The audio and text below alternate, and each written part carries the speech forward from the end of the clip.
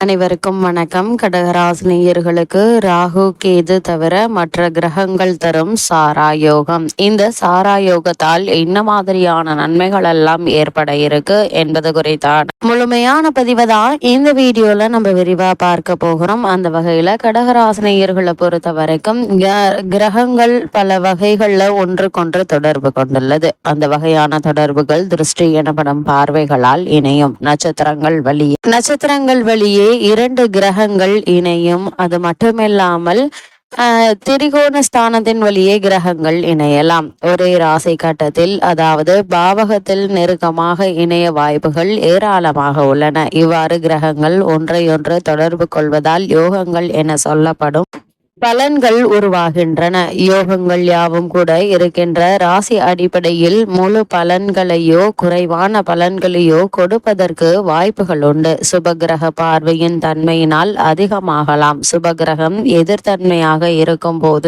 அதாவது 6ஆம் அதிபதியாகவோ அல்லது பாதக அதிபதியாகவோ இருக்கும் போது தரக்கூடிய பலன்களை சுபகிரகங்களை குறைப்பதற்கு வாய்ப்புகள் உண்டு என்பதை அனுபவத்துல உணரலாங்க. ஆகவே எல்லா யோகங்களும் எல்லோருக்கும் ஒரே மாதிரி தருவதில்லை என்பதே நிதர்சனம். யோகங்கள் முறையில் சாரா யோக பற்றி பார்க்கும்போது, இந்த சாரா யோகத்தை பொறுத்த வரைக்கும் ராகு கேது எனும் சாயா கிரகங்களை தவிர மற்ற கிரகங்களான சூரியன், சந்திரன், செவ்வாய், புதன், குரு, சுக்கிரன் மற்றும் சனி ஆகியவை தொடர்ச்சியாக லக்னம் முதல் 4ஆம் பாவம் வரை தொடர்ச்சியாக அமைய பெறும் யோகம் சாரா யோகம் என்று சொல்லப்படுகிறது. இங்கே சாரம் என்பது தொடர்ச்சியாக தாங்குதல் என்று பொருள்படுகிறது.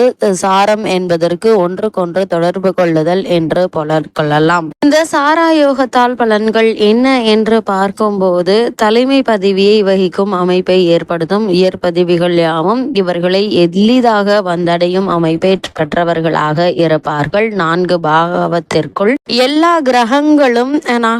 கிரகங்களும் அடைவதால் சந்திரன் தனித்திருக்க வாய்ப்பில்லை. ஆகவே சந்திரனுக்கு முன்னும் பின்னும் கிரகங்கள் கண்டிப்பாக இருப்பதற்கான வாய்ப்புகள் உண்டு. எப்பொழுதும் இந்த யோகம் கொண்டவர்களை சுற்றி பலர் இருப்பதற்கான வாய்ப்புகள் உண்டு. பண வரவுகள் வந்து கொண்டே இருக்கும். இவர்களுக்கு பொன் பொருள் சேர்க்கை, நிலம், வீடு, வாகனம் போன்றவை எளிதாக சேரும். லட்சுமி கடாட்சம் நிறைந்தவர்களாக இருப்பார்கள்.